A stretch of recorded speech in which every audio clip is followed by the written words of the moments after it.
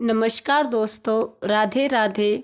स्वागत है आपका हमारे YouTube चैनल आस्था भक्ति विश्वास में। दोस्तों, आज हम आपको इंदिरा एकादशी, जो अश्विन मास की कृष्ण पक्ष की एकादशी तिथि को होती है तथा इसे पितृपक्ष की एकादशी भी कहते हैं।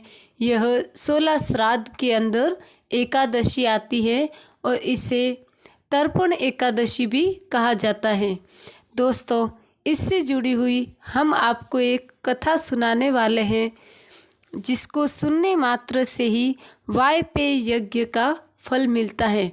तो आइए, ज़्यादा समय व्यर्थ न गवा के इस कथा को आरंभ करते हैं।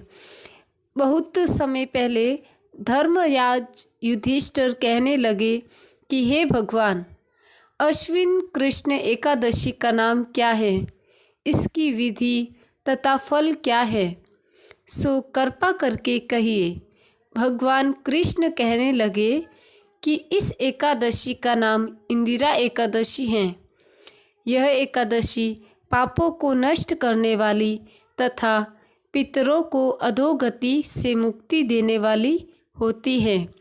हे राजन, ध्यानपूर्वक इसकी कथा सुनो। इसके सुनने मात्र से ही वायपेय यज्ञ का फल मिलता है।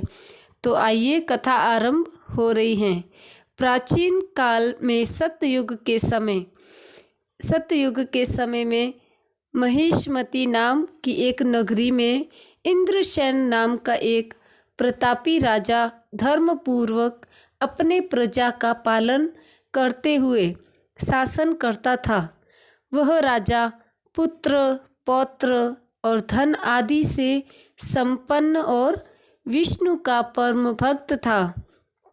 एक दिन जब राजा सुखपूर्वक अपनी सभा में बैठा था, तो आकाश मार्ग से नारद ऋषि उतरकर उसकी सभा में आए। राजा उन्हें देखते ही हाथ जोड़कर खड़ा हो गया और विधि पूर्वक आसन व अर्घ्य दिया। सुख से बैठकर मुनि ने राजा से पूछा कि हे राजन, आपको सातों अंग कुलशपूर्वक है, कुलशपूर्वक तो है। आपकी बुद्धि धर्म में और आपका मन विष्णु भक्ति में तो रहता है। देवर्षि नारद की ऐसी बातें सुनकर राजा ने कहा, हे महिषी, आपकी कृपा से मेरे राज्य में सब कुशल है तथा मेरे यहाँ यज्ञ कर्म आदि सुकृत हो रहे हैं। आप कृपा करके अपने आगमन का कारण कहिए। तब ऋषि कहने लगे कि हे राजन, आप आश्चर्य देने वाले मेरे वचनों को सुनो। मैं एक समय ब्रह्मलोक से यमलोक को गया। वहाँ श्रद्धापूर्वक यमराज से पूजित होकर मैंने धर्मशील और सत्यवान धर्मराज की प्रशंसा की। उसी यमराज की सभा में महान ज्ञानी और धर्मात्मा तुम्हारे पिता को एकादशी का व्रत भंग होने के कारण देखा।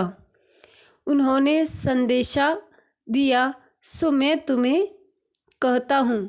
उन्होंने कहा कि पूर्व जन्म में कोई विघ्न हो जाने के कारण मैं यमराज के निकट रह रहा हूँ। सो हे पुत्र, यदि तुम अश्विन इंदिरा एकादशी का व्रत मेरे निमित्त करो तो मुझे स्वर्ग की प्राप्ति हो सकती है।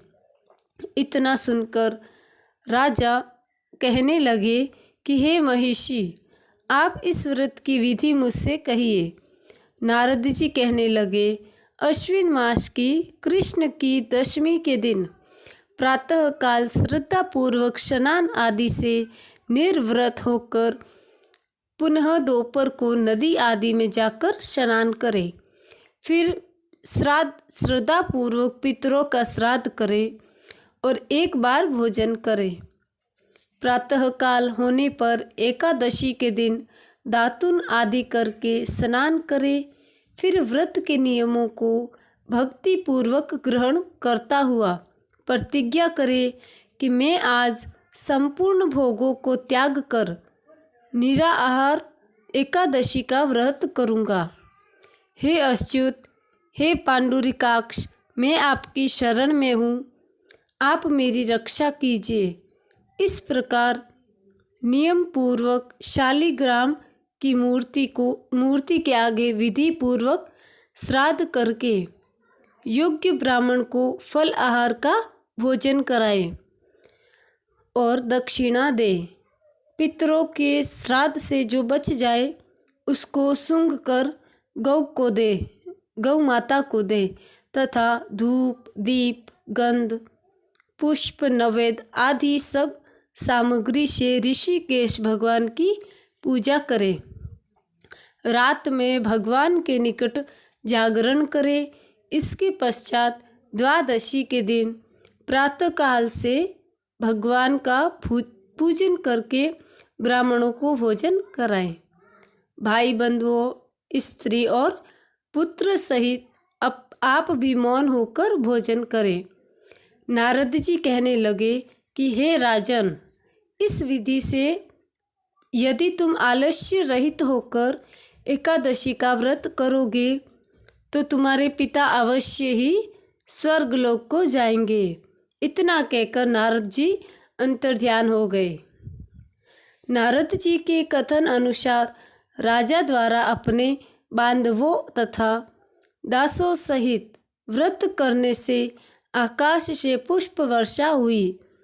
उस राजा का पिता गरुड़ पर चढ़कर विष्णुलोक को गया। राजा इंद्रसेन भी एकादशी व्रत के प्रभाव से निश्यकंटक राज्य करके अंत में अपने पुत्र को सिंहासन पर बैठाकर स्वर्गलोक को गए। हे युधिष्ठिर, इस इंदिरा एकादशी व्रत का महात्म्य मैंने तुमसे कहा। इसको पढ़ने और सुनने से मनुष्य सब पापों से मुक्त हो जाते हैं और सब प्रकार के भोगों से भोग कर वैकुंठ को प्राप्त होते हैं। इतना कहकर श्री कृष्ण ने अपनी कथा को समाप्त किया। तो दोस्तों, कैसी लगी हमारी ये कथा आप कमेंट बॉक्स में ज़रूर बताएं और चैनल को लाइक और सब्सक्राइब और शेयर ज़रूर करें। राधे राधे, जय बागेश्वर।